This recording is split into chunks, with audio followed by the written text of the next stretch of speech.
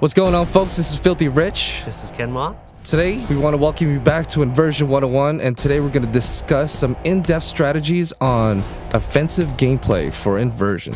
Alright, so let's talk about the Gravlink first. I mean, the Gravlink is what everybody's always asking about, right? Gravlink is essentially what's going to let you command gravity. I mean, you're going to always have it with you.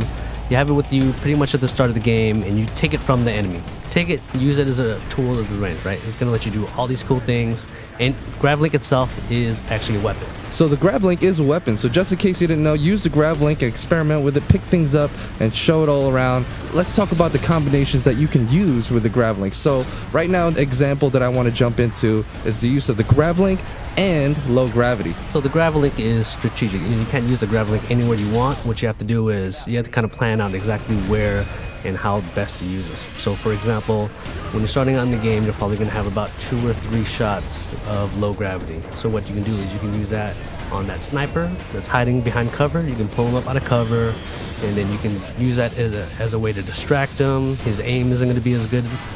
Later on, once you get a little bit better, obviously, you can put him up in the low gravity and then maybe grab an object out of the environment and throw it at him for a one-shot kill. That's a really, really cool thing. Now let's, we touched a little bit up on low gravity. Let's fill them in on high. Like, what's a cool situational thing that I would be put in to want to opt out to use high gravity? So high gravity, what it's going to do is it's going to increase the weight, 3-4 times. Once you hit an enemy with it, you'll see him stuck to the ground. He's kind of struggling. You've got about 5 seconds to decide what you want to do with him at that point.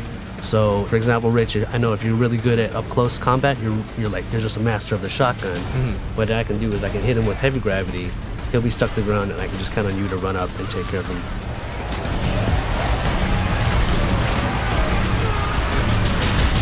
Movement, mobility is an important thing, but another thing we need to touch up on is zero gravity. Zero gravity are these entire portions of the level where the player, environment, enemies, everything is floating. Everything's always going to be constantly floating. That means grenades, they don't land, they go and float until they blow up. So how am I going to kill people?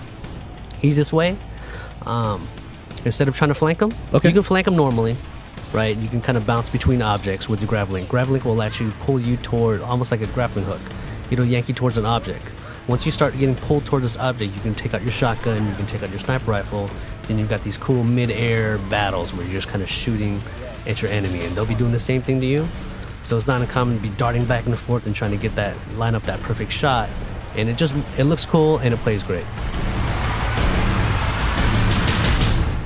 So the next thing that we're going to cover is vector shifts.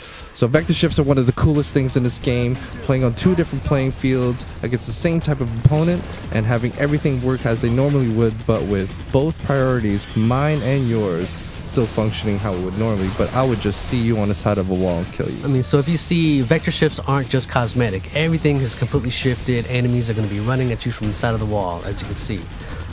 Now, because of that, they've got these different angles on you now. So your normal cover that you thought was safe is not necessarily going to work the right way. So they can get these shots on you. Your cover's already destructible, it's falling apart. What you're going to want to do in this situation, use your Gravlink, find out anything that's around you in the environment, anything you can find. That's right. So make sure, guys, I hope you enjoyed this episode of Inversion 101, where we talk about all the different offensive strategies. This is just a tip. We got a whole bunch more coming your way. Well, stay tuned. We'll see you next time.